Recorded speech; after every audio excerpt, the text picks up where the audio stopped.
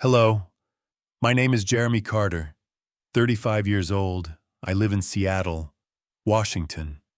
Or rather, I'm temporarily staying here in my parents' house, the place where I was born and raised. That's the cost I bear for the daring decisions I've made at 35. I used to work as a software engineer in the Bay Area, employed by a large technology firm with a salary sufficient to live comfortably. But I resigned, a choice that, as I lie gazing at the peeling paint on the ceiling in this room, I'm uncertain whether it was courageous or reckless. I abandoned everything to pursue a startup vision, an innovative farming technology project I thought could transform global food production. But at this moment, that vision remains incomplete algorithms on my computer and a swiftly depleting savings account. Seattle wasn't my chosen destination for return. This city, with its rainy avenues and overcast skies, isn't one that fosters grand ambitions. It's where I grew up, where I once cycled through misty neighborhoods, and where my parents, Richard and Susan Carter, established their existence. But returning here now, I feel like a disappointment. A 35-year-old son still depending on his parents for shelter. Each time I descend the stairs, I hear my father's exhale, as though my existence is an unvoiced weight. My father, Richard Carter, is the sort of man you'd describe as authoritative in the fullest meaning.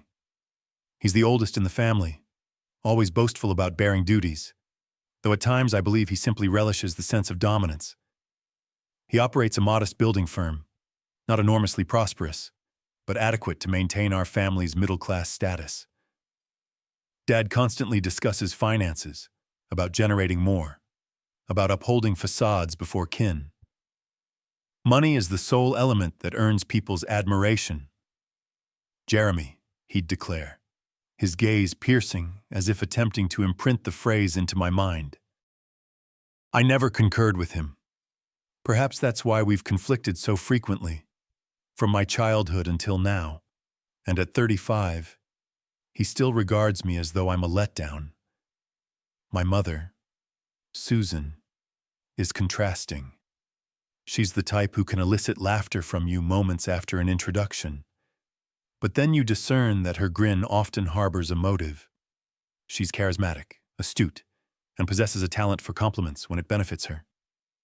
She always knows how to placate Dad, calming his outbursts. But I recognize she harbors her own schemes. Life is a competition. Jeremy, she informed me in my youth, and you must understand how to participate to succeed.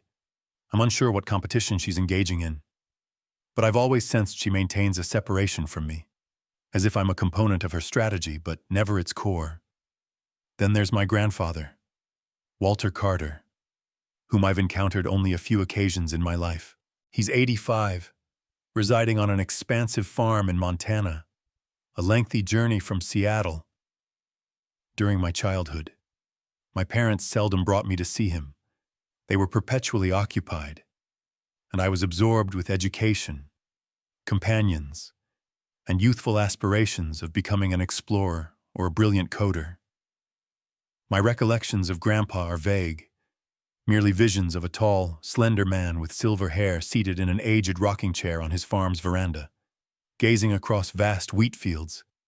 He's a man of sparse speech, but his eyes always held an acuity, as if he could discern everyone's intentions. I'm not intimate with him, and that evokes remorse in me, particularly since my grandmother departed 8 months ago. I've contemplated contacting him, but always wavered. My existence is complicated enough already. Everything shifted one Saturday afternoon while I was in my room grappling with a programming error that had tormented me all week. The doorbell chimed, pulling me from my screen. I heard my mom hurry to answer, her tone elevated with astonishment. "Oh, Dad, why didn't you inform us you were arriving?" I furrowed my brow, pondering who could excite my mom so much. As I descended the stairs, I spotted Grandpa Walter standing in the living room, supported by his walking stick, his weathered baseball cap slightly askew on his head. He appeared far older than our last meeting, but those eyes, keen and resolute, remained unaltered. Jeremy. He addressed me, his tone deep yet stable. You've matured considerably. I offered an uneasy grin, uncertain of what to respond. Grandpa isn't the embracing or emotional sort, so I merely nodded and suggested he sit. My mom hurried about readying beverages while my dad, freshly returned from work, regarded Grandpa with a blend of surprise and fatigue. Is there something significant prompting your visit? Dad, he inquired, attempting to sound courteous, but I detected the strain in his voice. Grandpa didn't reply immediately. He settled into the worn armchair in the living room, gently rapping his walking stick as if pondering something. Then he spoke deliberately and distinctly. I desire a family gathering. Summon Robert and Clara here. There's an issue we must address. Robert is my uncle, Grandpa's second child, residing in Kansas. Clara is my aunt, the youngest, established in Colorado. I haven't seen them often, but I know the Carter family isn't inclined to assemble readily. Everyone possesses their individual lives, and what's termed family ties here is frequently eclipsed by personal objectives. But Grandpa had declared, and no one ventured to dispute. My dad phoned Uncle Robert and Aunt Clara, and within several days, they were in Seattle. The family assembly occurred on a Friday night in my parents' dining area. The atmosphere was dense despite Mom's attempts to ease it with an array of barbecued steaks and beer.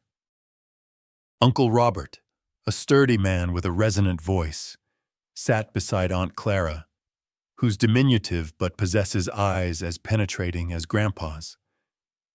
My dad positioned himself at the table's end, striving to exude command while Mom continued serving drinks, displaying a tense smile.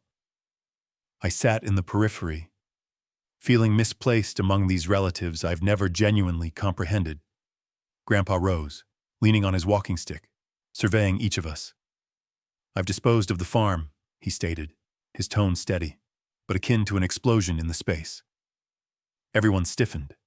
The Montana farm was Grandpa's treasure, something he'd been connected to throughout his existence. $1,500,000. He proceeded, avoiding eye contact. That's what I possess.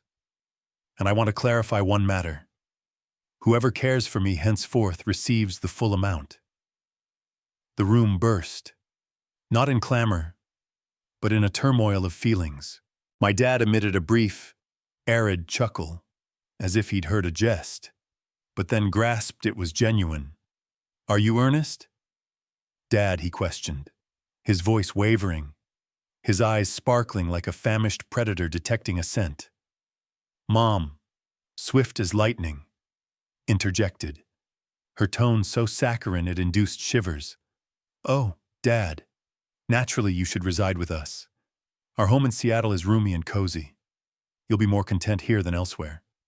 She inclined toward Grandpa, her smile luminous, but I knew it was the expression of someone who'd just perceived a transformative prospect. Uncle Robert pounded his fist on the table, the noise startling me. Hold it, he bellowed, his voice reverberating through the area. In Kansas, I have my own farm 20 times larger than this confined dwelling. Dad, come there, and I'll pamper you like royalty. He pivoted to my dad, his eyes ablaze. Richard, don't assume being the eldest grants you entitlement. You're occupied with that minor building firm. How can you tend to Dad superior to me? My dad leaped up, his chair scraping noisily. Robert, how audacious of you, he yelled, his complexion flushed. You dwell in that dust-storm-plagued, insect-ridden Kansas. How can you care for Dad? He requires steadiness, a respectable location like Seattle, not your cattle shed. I'd never witnessed Dad so enraged. But I knew he wasn't merely defending Grandpa. He was safeguarding the funds. $1,500,000. That figure was like a blaze consuming any remnant of propriety in the room. Aunt Clara, who'd been mute until then, abruptly laughed, a keen, slicing sound that cut through the tension. You two are amusing, she remarked, her tone gentle but laced with irony, behaving as if Dad's a trophy to contest. If we're discussing care, my residence in Colorado has fresh mountain air, and my home is adjacent to a premier medical center with top physicians. Dad, stay with me, and I'll handle everything. Meals, wellness, whatever. She gazed at Grandpa, her eyes shining with assurance. Dad, you know I'm your daughter. I'll care for you better than these two squabbling like youngsters. I sat there observing the three of them debate, their voices escalating, more fervent. Mom intervened, attempting to arbitrate, but actually just intensifying the conflict, persistently emphasizing that Dad was the eldest, the most accountable.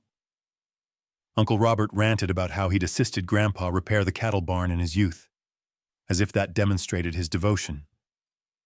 Aunt Clara mentioned how she routinely dispatched presents to Grandpa, though all knew they were merely inexpensive grocery store treats. Grandpa remained quiet throughout the dispute, his hand softly tapping his walking stick, his eyes serene but incisive, as if he were viewing a drama whose conclusion he already anticipated. Finally, as Dad's and Uncle Robert's voices rose to screams, Grandpa lifted his hand, indicating all to cease. The room quieted, except for Dad's labored breaths and the ticking of the wall timepiece. Enough, Grandpa declared, his tone subdued but authoritative. I don't wish to hear further. Richard, you're the eldest. You'll tend to me. That's my resolution. Dad erupted into a victorious grin. Mom applauded, squealing as if she'd triumphed in a critical wager. Oh, Dad, such a prudent choice. We'll provide excellent care for you, she uttered, her tone oozing sweetness. But I observed Uncle Robert's eyes darken like an impending tempest. Aunt Clara merely tightened her lips and averted her gaze, but I knew she was incensed, and I just sat there, a feeling of disquiet mounting in my chest. Grandpa's choice wasn't solely about selecting a residence. It was an ignition, and I knew eventually it would fracture this family. The day Grandpa formally relocated to Seattle, my parents' home transformed into a venue for an elaborate spectacle. My mom, with her natural aptitude for coordination, converted that evening into an opulent banquet. The dining table was arranged like a festive feast, with a linen cloth, our best china, and a huge baked ham as the focal point that permeated the air with a tempting scent. Craft beer gleamed in the mugs, and the overhead lights sparkled off everyone's radiant expressions. My dad, typically severe, was full of mirth and conversation that night, elevating his mug to honor Grandpa. Dad, from this point, you're with us, and this home will be a genuine family, he proclaimed, his voice resounding as if speaking to a multitude. Grandpa sat at the table's head, clutching his mug, his eyes tranquil but inscrutable. Thank you, my offspring, he expressed, his tone affectionate yet firm. Then, as if to emphasize his decision, he gradually bent down and unveiled an aged duffel bag positioned at his chair's base. We all observed in hush. He extracted a pile of currency, securely fastened with elastic bands, each packet fresh and pristine. The aroma of paper and ink drifted through the space. He set the pile on the table directly before my dad. This is $1,500,000. I'm entrusting it to you both, Grandpa stated. The room hushed. Not a flicker. Then my mom shattered the quiet. Oh, my stars, she exclaimed, dashing to the table, clapping like a youngster unveiling a holiday surprise. Dad, you're making me so joyful I could weep. We're profoundly thankful, my dad extended for a packet of bills, and I could see his hands quivering, his eyes shimmered, not with sentiment, but with an avaricious, dazed incredulity, as if he'd just unearthed a fortune and was undecided whether to conceal it or exult. I sat at the table's edge, witnessing the scene like a reluctant spectator. I wasn't certain what I experienced: respect for Grandpa's liberality or apprehension at the vision of that vast sum in my dad's possession. A man I knew viewed all through the prism of wealth. But that night, no one referenced the frictions from the prior family assembly. Everyone chuckled, clinked mugs, and feigned that the Carter family was an image of flawless harmony. The initial few months transpired calmly, at least superficially. My mom metamorphosed into the perfect daughter-in-law. Every dawn, she arose early to prepare breakfast with buttered toast, scrambled eggs, and dark roast coffee, precisely as Grandpa preferred. "Dad, I brewed the coffee Montana style," she'd announce, her smile as vivid as the sunrise. My dad allocated time to escort Grandpa on strolls around the block, indicating fresh constructions and bragging about his building firm. "See, Dad, Seattle's expanding. I'll utilize this funds to grow the enterprise. Make you proud," he expressed, his tone overflowing with aspiration. Grandpa would assent, occasionally grin, but I noticed his grin never touched his eyes. In my confined upstairs room, endeavored to concentrate on my startup. The code sequences on my computer were my sole prospect of departing this interim lodging. But whenever I ventured downstairs, I'd see Grandpa seated in the aged armchair in the living room, supported by his walking stick, gazing silently out the window. I began conversing with him more, not due to the funds or obligation, but because I perceived his isolation. "Do you miss Montana?" Grandpa, I inquired one day, as we sat sipping herbal tea on the deck. He stared into the horizon, his tone subdued and wistful. "I do. Jeremy, that's where I was authentically myself." His phrases tugged at my emotions, as if he were confined in a locale that wasn't his. Matters began to alter in the third year. My parents' simulated zeal started to wane like fading wallpaper exposing the drab surface below. One morning, I overheard Mom grumbling in the kitchen, her tone no longer cloying. "Richard, you know, household expenses have surged since Dad arrived. Power, utilities, and his meals. How does he consume so much, Dad?" Examining invoices. Concurred. "Yes, it's costly. But don't fret. That funds will encompass all." He glanced swiftly toward the living room where Grandpa sat, as if to confirm he hadn't overheard. But I knew he had. I saw his grip firm on his walking stick, a glint of hurt in his eyes. From that point, my parents' demeanors became more blatant. Mom ceased preparing breakfast, instead leaving a container of inexpensive oatmeal on the counter. "Dad, serve yourself. I'm overly occupied," she'd state abruptly, as if Grandpa were an unsolicited occupant. Dad began complaining publicly. "Dad, did you leave the lights on overnight? The utility bill this month is astronomical." He snapped during one supper, his manner brusque. At first, Grandpa attempted to assert himself. Once, when Mom reprimanded him for dripping coffee on her fresh carpet, he stood, his tone resolute.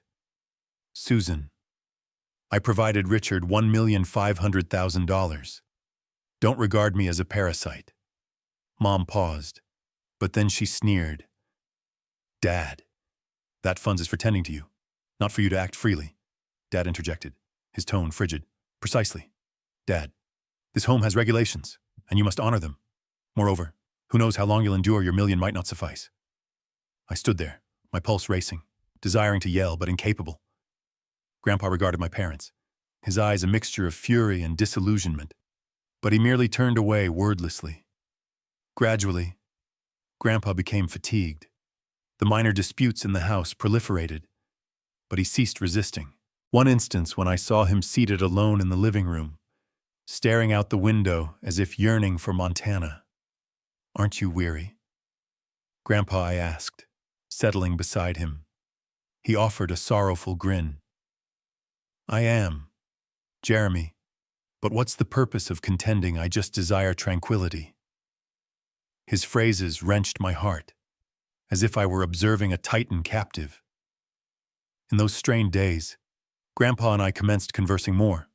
One afternoon, as we sat on the deck with the dusk coloring the avenue amber, I mustered the bravery to inquire, "Grandpa, why did you sell the farm? I thought you cherished it above all." He hesitated, gently rapping his walking stick as if measuring his response. "I'm aged, Jeremy," he expressed, his tone subdued like the breeze over a prairie. "The farm was my entire existence, but it was also a load. After your grandma passed, I couldn't tolerate residing there solitary. I wanted repose, to be near kin. I thought disposing of it would grant me serenity."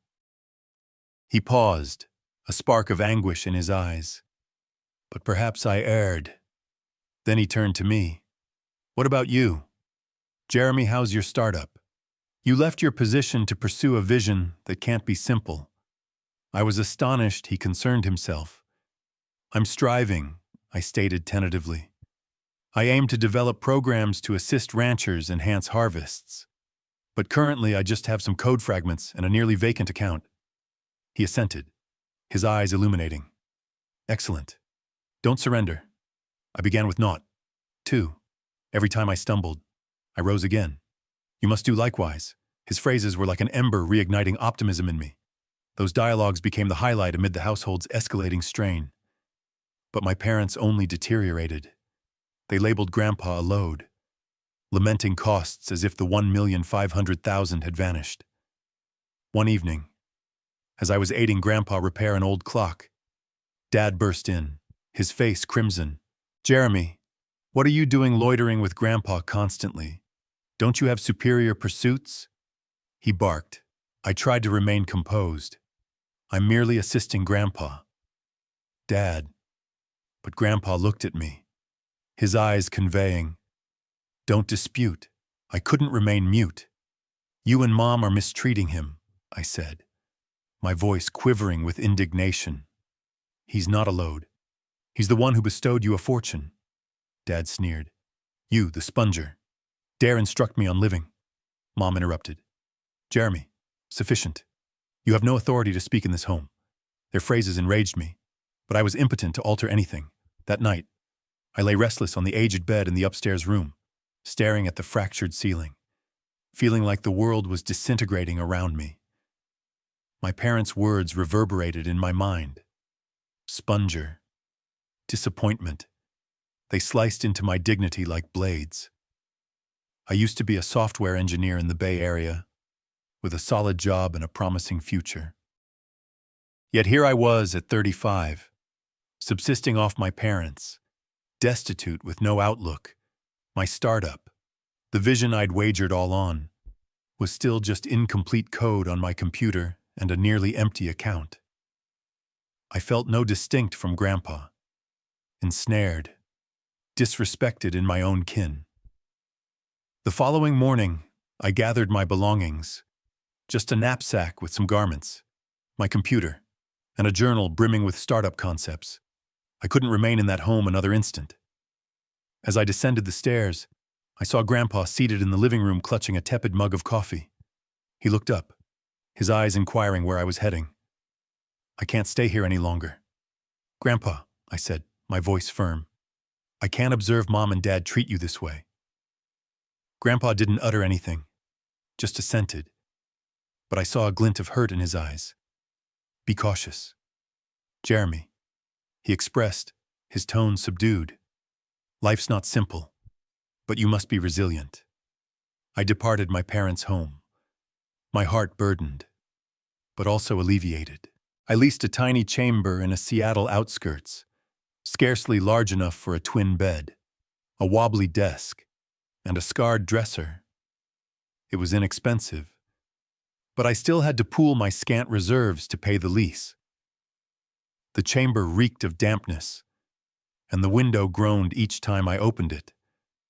But at least it was mine. I no longer had to tolerate my parents' severe words or witness Grandpa being treated like an unwelcome visitor. But life didn't become simpler. My startup was still stalled. I began laboring evening shifts as a courier to survive. On those extended nights, navigating through Seattle's dim streets, I had time to contemplate Grandpa, my parents, my aspirations. Some nights I was so drained I wanted to relinquish. But then I'd recall Grandpa's words. Every time I stumbled, I rose again. I urged myself to persist, if only to demonstrate I wasn't the disappointment my dad asserted. I maintained contact with Grandpa via brief telephone conversations. He didn't say much, but I could detect the fatigue in his tone. "Everything all right?" Grandpa, I'd inquire, knowing the reply would never be truthful. "I'm fine. Don't concern yourself with me," he'd state, but his voice was fragile, as if he were concealing his suffering. I wanted to act for him, but I had nothing to provide. Just myself, a jobless visionary with a waning goal. The first few months in the leased chamber were an interminable haze of weariness. I toiled day and night, programming for my startup and transporting parcels until late. The chamber became a fresh form of confinement, not because of my parents, but due to my situation. I began questioning myself. Was I pursuing an illusion? Could I truly convert my ranching software concept into actuality? Those queries tormented me, especially on foggy nights when the sound of moisture dripping through a roof leak felt like a reminder of my inadequacy. One day, I resolved to visit my parents' home, not to encounter them, but to check on Grandpa. When I entered, I found him seated solitary in the living room, supported by his walking stick, his eyes blank as he gazed out the window. My parents weren't present, and I felt relieved. "I came to see you, Grandpa," I said, compelling a grin. He looked at me, his eyes slightly brightening, but still shaded with melancholy. "You managing okay?" "Jeremy," he asked, his tone subdued, but compassionate. I assented, though we both knew it was false. We sat, sipping coffee in silence. Then Grandpa spoke unexpectedly. "Jeremy, have you ever considered abandoning your vision?" His query surprised me. I never anticipated him to pose something so deep. "Yes, Grandpa," I confessed, my tone gentle. "Some days I just want to return to my former position, live a simpler existence. But then I think if I relinquish, I'll be no different from Dad, existing just for wealth, not for zeal." Grandpa assented, his eyes seeming to penetrate me. "Good. Don't emulate your dad. Don't let wealth obscure who you are." That dialogue was like a surge of energy, but it couldn't erase the obstacles encircling me. I kept laboring, kept transporting, but my thoughts were always with Grandpa. I fretted about him, fearful he was bearing more than he revealed. In the ensuing months, I immersed myself in my work, attempting to sustain my vision. I achieved some minor advancement with the startup. A prospective backer consented to a meeting, though they assured nothing. But every time I thought of Grandpa, a keen ache pierced me.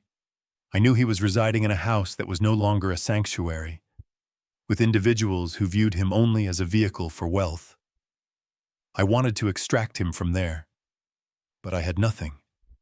No funds, no residence, not even a secure future. One foggy night, I returned from a transport shift, drenched and fatigued, my footwear reeking of rainwater and dirt. I collapsed onto the aged bed, trying to close my eyes and forget the tiredness when my phone vibrated. I stared at the display, thinking it might be a delayed request, but it was Grandpa's number. My heart accelerated, a sinking sensation overwhelming me. "Jeremy." Grandpa's voice emerged frail and shaking, as if each word struggled to exit his throat. I've departed the home." Those words stabbed my heart. Sharp and agonizing, I bolted upright, clutching the phone so firmly my knuckles whitened. "What occurred? Where are you?" I asked, my voice fracturing, my mind swirling with innumerable queries. I couldn't endure it anymore. "Jeremy," Grandpa said, his voice choking as if he were restraining tears I knew he'd never display. "Richard and Susan. They no longer see me as their father. They call me a load, say I'm draining their resources, that I'm destroying their lives. He hesitated, and I heard him inhale deeply, unsteadily, trying to compose himself. Rage surged through me, scorching and unrestrained. They have no entitlement to say that. I nearly exploded. You gave them everything. You forfeited your farm. How dare they treat you this way? But Grandpa only sighed, his voice diminishing. I don't know anymore. I contacted Robert, but he said I selected the incorrect person. I contacted Clara, but she said her spouse won't permit me to stay. I have no one remaining. Jeremy, except you. His words were a blade, both painful and laden with duty. Uncle Robert and Aunt Clara, those who once vied to care for him because of the $1,500,000, had now rejected him, as if he were valueless. Where are you, I asked, my voice quivering, but determined. At a modest inn near the train depot. He replied feebly, I didn't want to trouble you, Jeremy, but I don't know where to proceed, and I don't have a penny left. Those words shattered every barrier in me. My eyes burned. Wait for me, Grandpa, I said, my voice steadfast despite the turmoil inside. I'm coming immediately. I donned my soaked coat, seized my keys, and dashed out into the mist, which enveloped as if attempting to submerge the city. One notion consumed me. I had to retrieve Grandpa, even if all I possessed was a confined leased chamber and a faltering vision. The inn Grandpa referenced was on Seattle's fringe, a dilapidated spot with a blinking fluorescent sign. When I arrived, Grandpa stood beneath the overhang, supported by his walking stick, his old baseball cap tilted on his head. His slender, fragile form appeared diminutive under the faint amber glow, a solitary outline in the fog. I hurried to him, guiding him into the vehicle, protecting him from the chilly haze. Are you all right? I asked, my voice breaking with concern. He assented, but I saw his eyes were reddened, as if he'd been weeping. Thank you, Jeremy, he said, his voice scarcely a murmur. I brought him to my confined leased chamber. It wasn't the Montana farm or my parents' comfortable home, but it was a place where I could make him feel valued. I offered the sole chair for him to sit and searched the cupboard for a dry cloth. Dry yourself. Don't get ill, I said, compelling a grin. Grandpa accepted the cloth, but his eyes remained fixed on the window where the fog persisted. I never imagined circumstances would evolve like this, he said, his voice weighted with grief. I thought family would be where I'd discover serenity. His words twisted my heart. I sat on the floor beside him, unsure what to express. I'm sorry, Grandpa, I whispered. I should have acted for you earlier. He shook his head, wrapping his walking stick lightly. It's not your responsibility. Jeremy, you're the only one in this family who still views me as an individual. His words were both agonizing and strangely consoling. I knew I didn't have much, but I'd do all to safeguard him. In the days that ensued, Grandpa and I initiated a new existence in that minuscule leased chamber. I gave him the bed while I slumbered on an old pad on the floor. Each morning I prepared dark roast coffee, the only thing I knew he favored, and we consumed breakfast together, usually just toast with jam, but he never grumbled. Tastes fine. Jeremy, he'd say, a subtle grin on his lips, though I knew he was trying to uplift me. Our life wasn't effortless. Lease, food, and minor costs rapidly consumed the scant income I gained from transports. My startup faltered, though I spent every evening programming, trying to refine the software. Some evenings I remained awake observing Grandpa sleep on the squeaky bed, wondering if I was doing the correct thing. I wanted to provide him a superior life, but all I had was resolve and an undeveloped vision. One evening, as we consumed a basic supper of quick pasta and some greens, Grandpa suddenly inquired, Jeremy, do you ever regret accepting me? I froze, astonished that he'd consider that. No, Grandpa, I said resolutely. My only regret is not doing it sooner.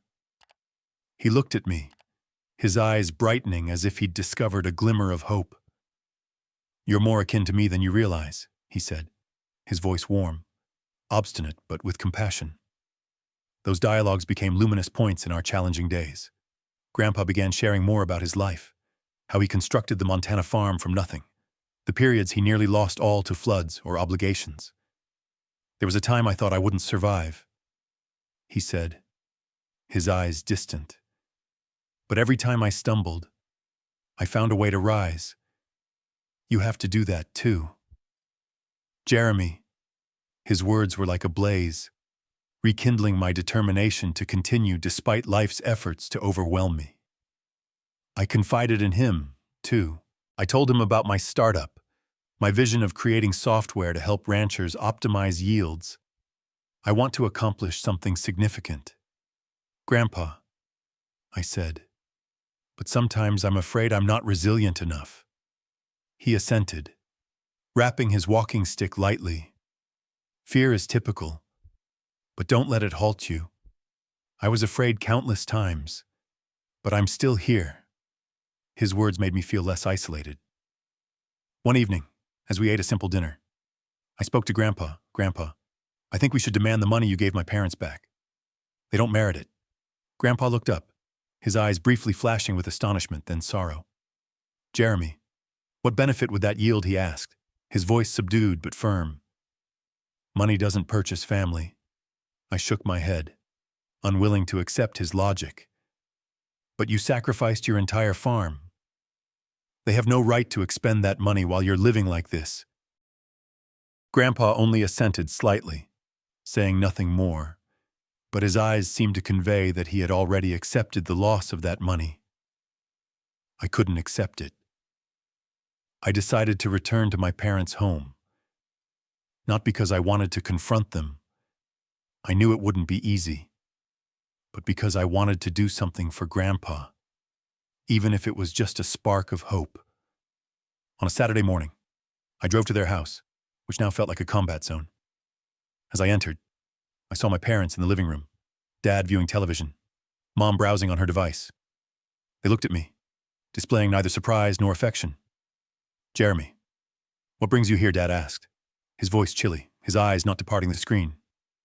I inhaled deeply, trying to remain calm. I'm here to discuss Grandpa, I said firmly. I want you to return the money he provided you, $1,500,000. That money pertains to him, and he needs it to live better. Dad emitted a derisive laugh, the kind that made me want to strike the wall. Return it, he said, finally turning to regard me. You think I'm a lender that money's been utilized to care for him over the past year? Power, utilities, meals. Do you comprehend how much it costs to attend to an elderly man? My blood seethed.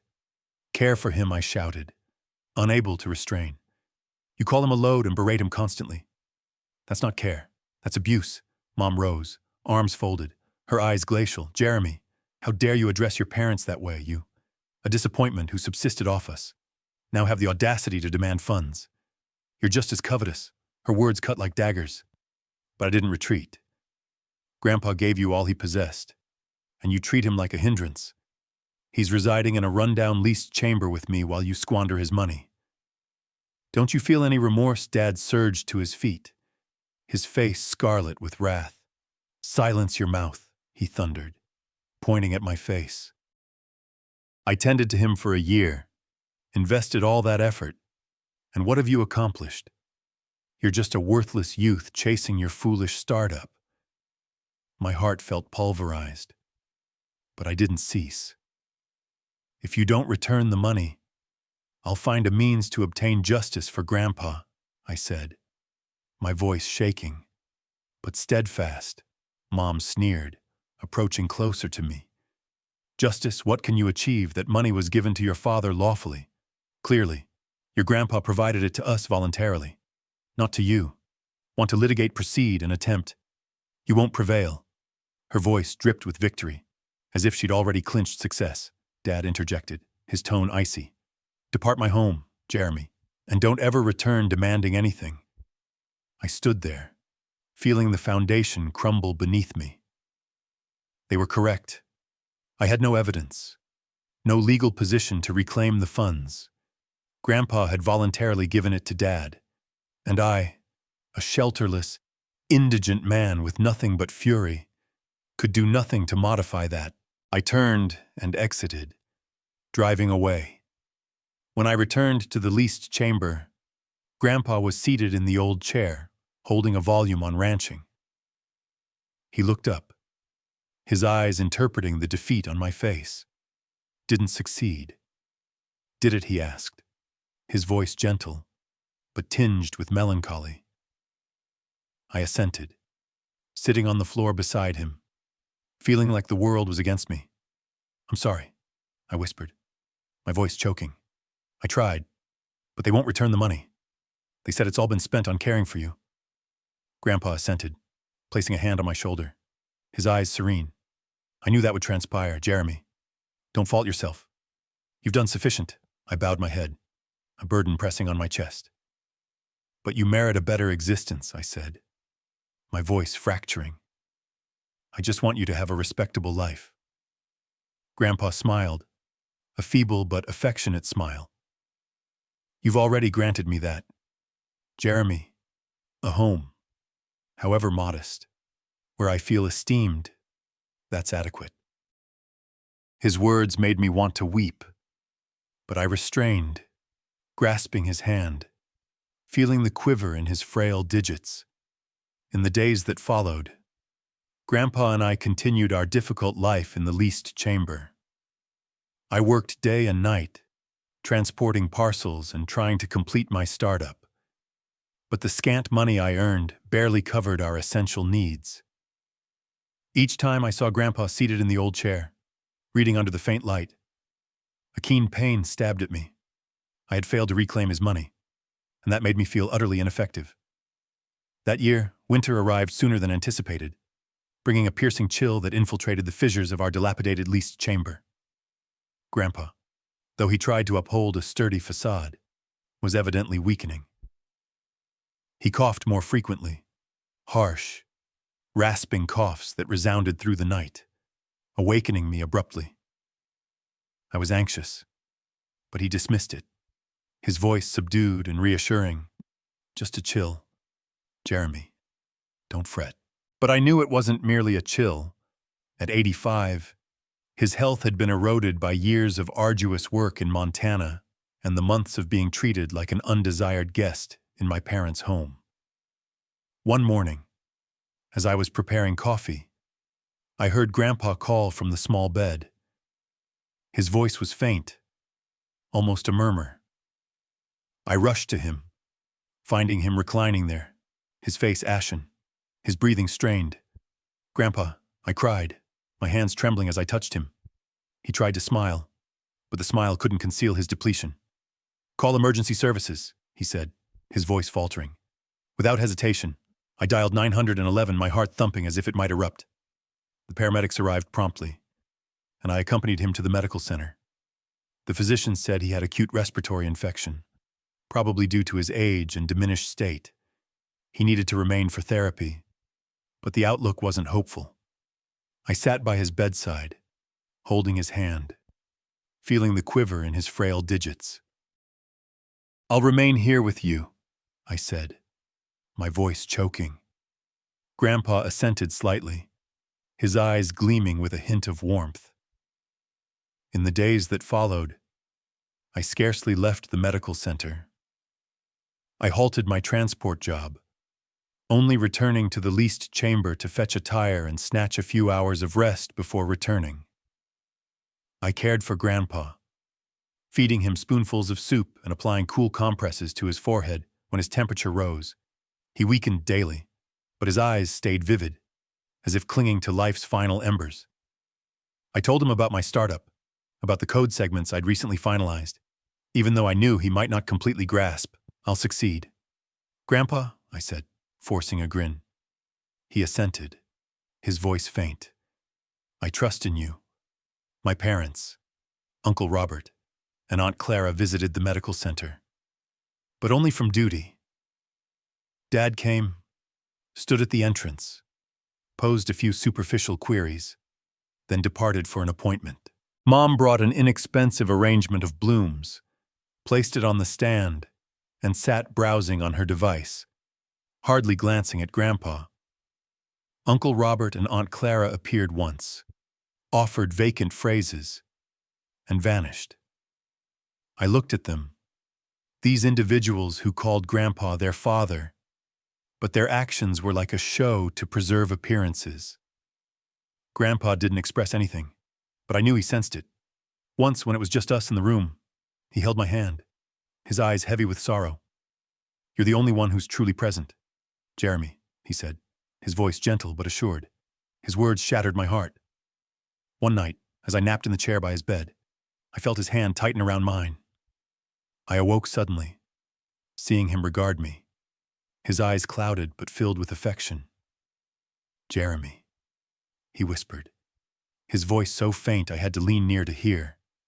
But he said nothing further. His eyes closed, his breathing slowed, then ceased.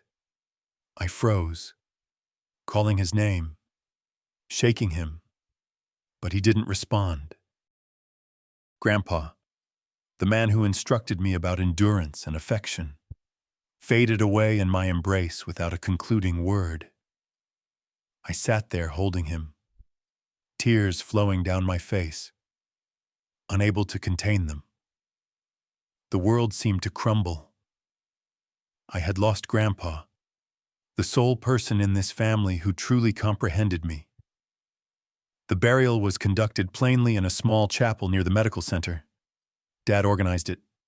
Despite acquiring over $1 million from Grandpa, the burial he arranged was distressingly humble. A basic casket, a few pale flowers, and a concise tribute. Mom, Uncle Robert, and Aunt Clara attended, but I knew they were there for show. They stood in a corner murmuring to each other, their eyes lacking sorrow. I looked at them, feeling like these people weren't family, not Grandpa's children.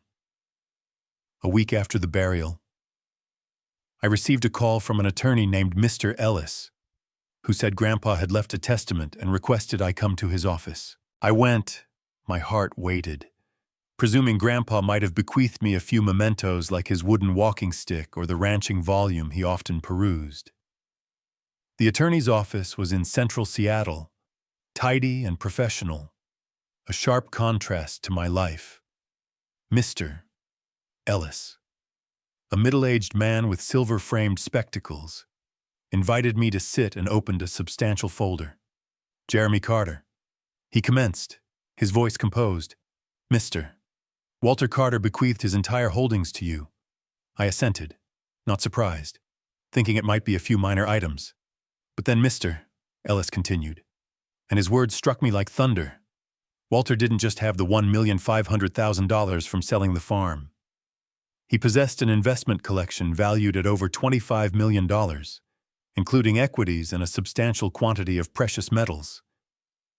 He gathered this riches over 60 years discreetly, without any family member knowing. I sat there dazed, unable to accept my ears. $25 million. Grandpa, whom I always considered a simple rancher who lived with me in a shabby leased chamber. Was that affluent? "Are you certain?" I asked, my voice wavering. "Mr. Ellis assented, pushing a stack of papers toward me. "This is the testament prepared 3 years ago and legally certified. Walter left everything to you, Jeremy, with one stipulation. You must employ this riches to accomplish something substantial." The room seemed to whirl. I held the papers, my hands quivering, feeling like I was in a fantasy. But then I saw Grandpa's signature, the familiar bold script, and I knew it was authentic. My parents, Uncle Robert, and Aunt Clara were also summoned to the testament reading. And when Mr. Ellis announced the particulars, the room descended into a profound silence. Dad's face blanched, his hands clutching the chair. "What?" he bellowed. $25 million. Why didn't he inform me? Mom's mouth gaped, her eyes frantic. Impossible. We cared for him. Why give it to this youth? Uncle Robert and Aunt Clara were similarly stunned, their eyes turning to me with bitterness. What did you do to deceive him? Jeremy, Aunt Clara asked, her voice sharp. I didn't reply. Just sat there, my mind still spinning. I hadn't known Grandpa was that prosperous. I only knew he was the man who taught me about affection and endurance. And now he'd left me not just funds, but an immense duty. In the days after the testament reading, I felt like I was ensnared in a vortex. I couldn't believe that Grandpa, who had lived so modestly beside me in that cramped leased chamber, had accumulated such a vast fortune. $25 million. Equities, property, precious metals, all amassed quietly over 60 years, unknown to anyone in the family. Beyond the astonishment, I felt a heavy duty settle on my shoulders. Grandpa hadn't just left me funds.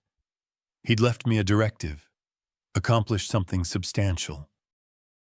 His words resounded in my mind, a directing light through those tumultuous days.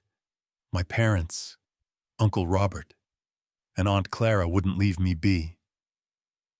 They telephoned incessantly, their tones alternating between flattery and menaces. Jeremy, you must distribute some with all. It's only equitable, Mom said over the line, her voice oozing sweetness. But I could hear the insincerity. When I declined, Dad thundered. You think you have the entitlement to retain it all? I'll pursue legal action against you. Uncle Robert and Aunt Clara were similar, sending lengthy communications with every pretext to claim a portion. But I remained steadfast. Grandpa made it explicit. Whoever cared for him would inherit. I responded coldly. And I was the only one there for him, when you all rejected him. Grandpa's testament was legally certified, accompanied by a recording he made himself, affirming I was the only one he trusted. The legal contest they threatened never occurred. They knew they had no prospect. With that immense riches, I knew I had to do something deserving of Grandpa. I began by funding my startup. The concept of software to assist ranchers optimize crops, conserve resources, and increase production was no longer a remote vision. I employed a group of developers, leased a modest workspace in Seattle, and started transforming my incomplete code into reality. Within 18 months, my startup, now titled Montana Harvest in tribute to Grandpa's farm, became a prominent ranching technology firm. We collaborated with ranchers in Washington, Oregon, and even Montana, supplying tools to combat environmental challenges and weather shifts. Each time I saw data from our software preserving a rancher's yield, it was as if Grandpa was beaming from above. But I didn't want to halt there. Grandpa taught me that life wasn't just about accumulating wealth. It was about generating significance. I utilized a considerable part of the riches to construct a senior care facility named Walter's Sanctuary, a location for older individuals forsaken by their kin. People like Grandpa, once considered encumbrances. I designed it not merely as a dwelling, but as a genuine sanctuary. At Walter's Sanctuary, every inhabitant had their own space, received diligent health attention, and could engage in pursuits like planting, literature, or narrative sharing. Things Grandpa adored. I hired committed personnel who treated the inhabitants like kin, not just an occupation. On the inauguration day of Walter's Sanctuary, I stood before the structure, gazing at the plaque bearing Grandpa's name, and felt a tear trace down my cheek. I achieved it. Grandpa. I whispered as if he were still adjacent. Our narrative unexpectedly captured the press's notice. A Seattle periodical published a piece about our path from the arduous days in the leased chamber to the unexpected testament, and how I used the funds to effect change. The piece circulated extensively on online platforms, and soon I received numerous messages from nationwide. Some expressed gratitude for motivating them. Others shared accounts of their own aged relatives deserted by family, and some sought assistance. One afternoon, while inspecting progress at Walter's sanctuary, a lad about 12 years old with wide eyes and tousled hair approached and grasped my hand. "Mr. Jeremy," he said timidly. "My grandpa was forsaken, too. Can you assist?" I looked at the lad, feeling as if I were viewing myself from years past, powerless against my family's apathy. I knelt, smiling. "Bring your grandpa here. He'll be cherished." The lad assented, his eyes illuminating, and I knew Walter's sanctuary wasn't just a senior care facility. It was Grandpa's heritage, a place for the overlooked to discover a sanctuary. Our narrative inspired many. I received requests to address at symposiums, sharing my journey from a sponger to the leader of a technology firm and a charitable entity. Each time I stood before an audience, I shared the lesson Grandpa imparted to me. Not all blood is dependable. It's those who treat you with their heart that count. I never referenced my parents, Uncle Robert, or Aunt Clara in my addresses. They'd selected their course, and I no longer harbored resentment. I just wanted to concentrate on what Grandpa left. Not just funds, but a manner of existing, a motive to ascend after every descent. One afternoon, as I stood in front of Walter's sanctuary, observing the older inhabitants play cards under the pine trees, I felt a tranquility I'd never experienced. My startup was flourishing. Walter's sanctuary had become a sanctuary for scores, and I knew I was doing what Grandpa desired. I looked up at the heavens, imagining him smiling down. I achieved it. "Grandpa," I whispered, and for the first time in years, I felt I truly fit somewhere.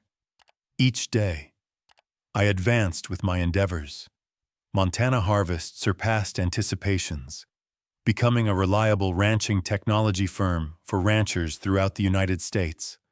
Walter's Sanctuary grew with a new site in Oregon, and I founded a grant program in Grandpa's name to aid young individuals pursuing aspirations in ranching or innovation. But above all, I lived with the intent Grandpa embedded in me, to accomplish something substantial. I didn't want to be merely a prosperous man. I wanted to be someone who improved the world slightly. One evening, standing on the terrace of Montana Harvest's office, overlooking Seattle's glittering lights, I reflected on my journey from a sponger disappointment residing in my parents' upstairs to directing a technology firm and a haven for the forgotten. I thought of Grandpa, of the days we shared quick pasta, of the tales he narrated under faint lights. I thought of his words, "And only don't let fear halt you." And I knew, though he was no longer present, he remained the flame directing my path. My counsel to you, if you're perusing this narrative, is to live with your heart. Life will have instances when you feel solitary, forsaken, or doubt yourself. But seek those who truly cherish you, not for wealth or advantage, but for who you are. Endure with your visions, no matter how remote they appear.